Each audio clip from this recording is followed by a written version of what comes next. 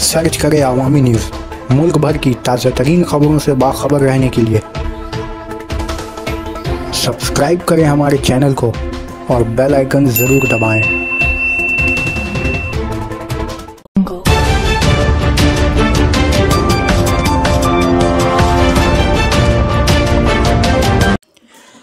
कोलकाता के मिंटू पार्क इलाके में आज दिन में करीब 11:30 के आसपास एक कसीर मंजिला इमारत से 28 साला जास्मीन मित्रा नामी लड़की की गिर जाने से मौत हो गई।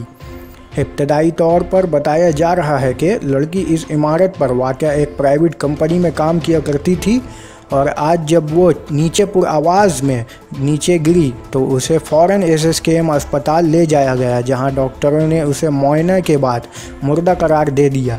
ताहम भवानीपुर थाना पुलिस टीम ने मामले की शिकायत दर्ज करते हुए तफ्तीश शुरू कर दी है, जिसमें यह भी पता लगाने की कोशिश की जा रही है कि लड़की ने खुदकुशी करी या इसका कत्ल हुआ। पुलिस केस को हर पहलू से जांच करने में मसरूफ़ है।